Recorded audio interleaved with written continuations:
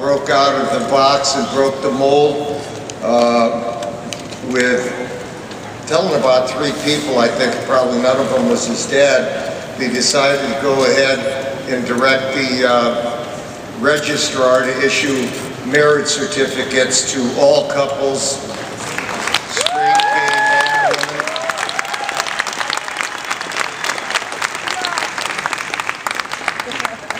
A lot of the pundits and some of our even own party got really upset when he said, whether you like it or not, we're coming. Well, whether they like it or not only we're coming, we came, and the federal court said he was right. I give you our Lieutenant Governor, Gavin Newsom.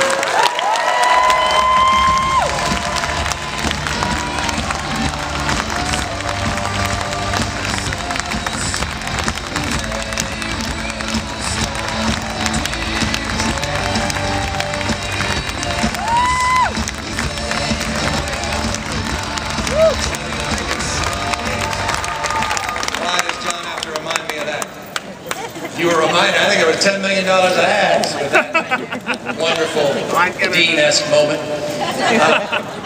Well, let me thank John for everything he said except reminding you of that point, and make the case that all you have to do, and I think this is pretty objective, is look at the recent election results out here in California, look at our recent finance reports, and just make the obvious case. There is simply no one, I'm not just patronizing this guy, but it's true, there is no more effective party chair in America than John Burton. He deserves a tremendous amount of praise.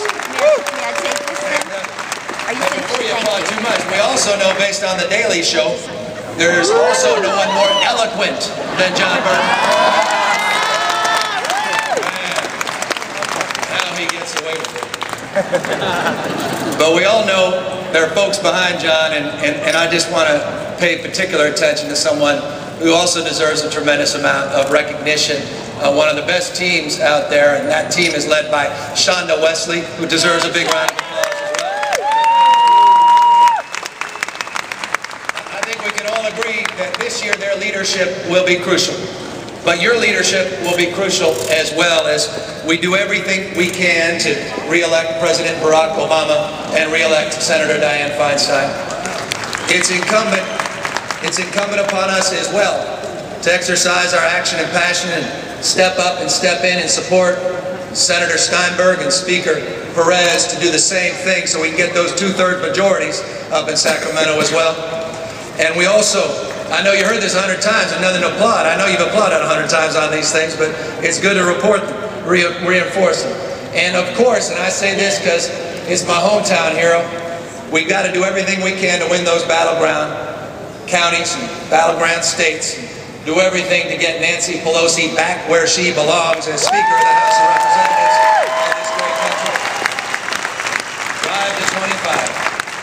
And yes, we must win across the board, but for Democrats, I think every one of us understands this. It's not just about winning, it's about what we do when we get there. See, we all know this. You can get into office and you can hold hands and you can talk and talk and talk and talk about the way the world should be. But we know that the most important thing we can do is to manifest our ideals and go out there and make it so.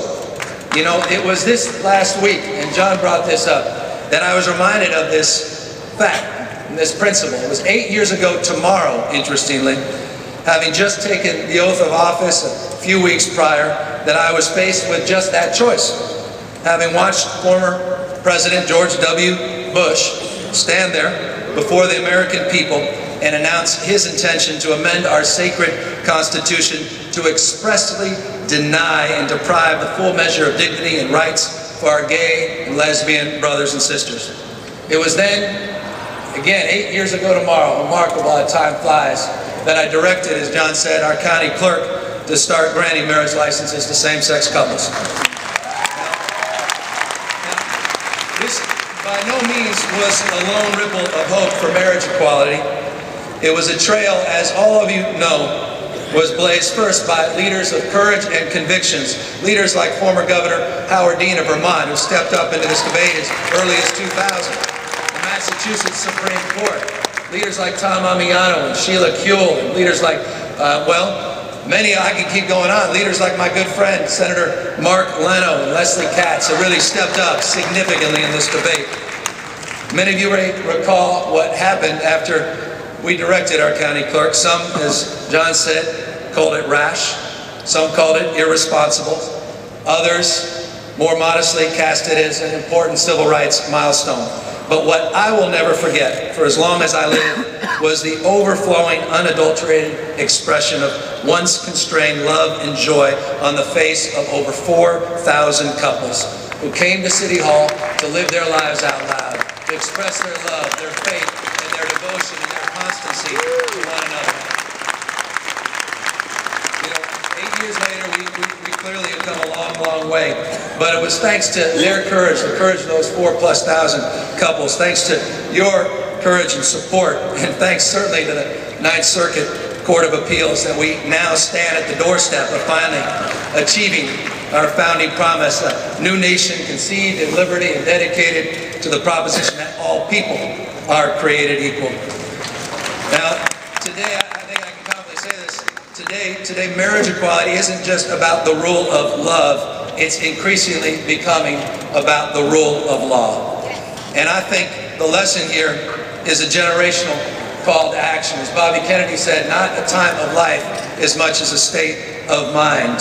It's about what's possible when we Democrats stand up on principle and move from I wish to I will.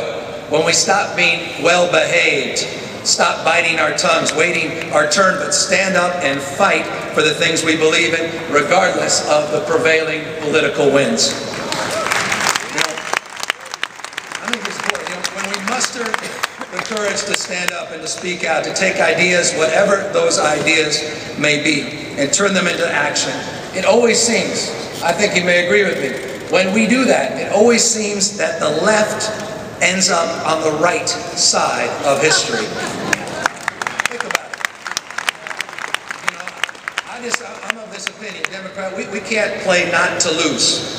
I think as Democrats, we need to compete to win. We need to go on the offense again. Now is not time.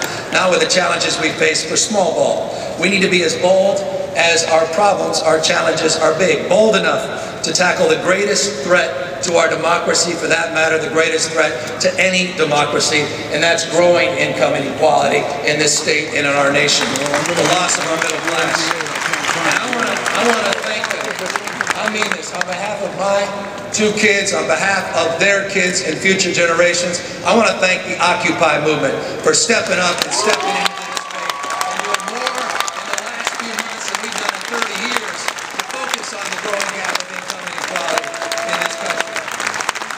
I mean that. You know, I believe the fundamental test of our time is whether we heed their lesson, whether we will let this country become a nation of the very, very rich and the very poor, the haves and the have-nots, or whether we'll remain true to this country's promise and build a future where the success of all of us, as President Obama once remarked, is the success of each and every one of us. To lead is to choose. And we have 2 choices in this debate. We can hunker down and cling to the habits that got us here, or we can lean in to this new reality and ask ourselves what we're going to do about it. What can we understand about it? But unlike Governor Mitt Romney, see, we Democrats just don't believe in a strong middle class. No, we support the very poor in our party. And we need to. Remember, we live in a state where nearly 1/4 of our children are living in poverty. Ooh. We live in a state where the poverty rate outnumbers the population of 33 states and 90 nations. We live in a state where just shy of 40% of our retired and near-retired workers lack dependable retirement security. We're in a state where 2 million people are actively seeking work in counties like Imperial County, where unemployment has been around 30% for 3 years. That's our state. Now, last year I stood before you and I suggested the Democrats needed to refocus on these issues, to be reminded that the one staple that has nourished the California dream and the basic building block of any truly progressive agenda is a well-paying job. I pledge to introduce a jobs plan within 90 days, and that's exactly what we did. Today, components of that plan are being adopted and implemented all across our state government. The fundamental tenets, and I want to just share this, the fundamental tenets of that plan rest on the principle that California will never win an economic race to the bottom. We will never surrender our environmental leadership, our worker protections, and we will never give up on our commitment to human rights in order to compete with other states and other nations. These are core tenets of our party. The way we win the future, the way California differentiates itself, is by reinvigorating our formula for success, by reading our own history, and being reminded of our breadth of thinking and our quality of imagination that's so unique to this state. And once again, by setting greatness as our guidepost. See, greatness is not a matter of chance, it's a matter of choice. It requires collective action, investing in our growth engines, education, infrastructure, research and development, and maintaining an open immigration policy so that we're able to recruit and receive first-round draft choices from all across the globe. It's critical. Decades ago, California stopped investing in its lead. We started to live on our principle and not on the interest of investments that were made in the past. And all of us knows what happens. When you stop investing in the future, you tend not to do very well there. And no place is this more dramatic than the growing divestment and new vulnerability in higher education in our state. You know, I hope you agree with me, talent has always come out of our higher education system like a conveyor belt. We built the finest system of higher education in the world. But for almost a decade now, we've been throwing sand in the gears of that conveyor belt, and it needs to stop. This is the year. We got to step up. This is the year we need to come together. Parents and educators, legislators, business leaders, the governor, labor leaders. We all need to come together with students alike and say enough is enough. We need to stand up and step into this debate. And we can start by rejecting the cuts to Cal grants. We cannot afford those cuts in this year's budget. And as we reject those cuts, I hope we can all support the wisdom and the vision of Speaker Perez, who I thought put together an outstanding, thoughtful, and innovative proposal called the Middle Class Scholarship Program. It deserves our support. But these simple steps are just the beginning. Ultimately, we're going to need to change the way we finance higher education. We need to ensure access to college for every Californian who's earned it, and by doing so, begin to close the gap that is paralyzing our economy and our politics. And this year, let me pledge to you that in this coming year, we're going to do everything in our power to make that happen. It's our choice. It's our choice. And in closing, let me just say how important it is we reflect as Democrats, as President Barack Obama has so often reminded us, who we are as a party. We're the party of Thomas Jefferson, who declared that all men are created equal. And we've worked long and hard to make sure those words have meant something.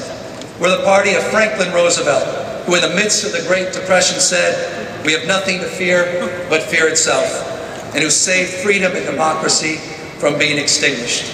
We're the party of John F. Kennedy, who called upon us to pay any price and any burden.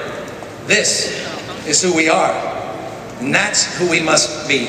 Let us choose as Californians, as Democrats, to be great again.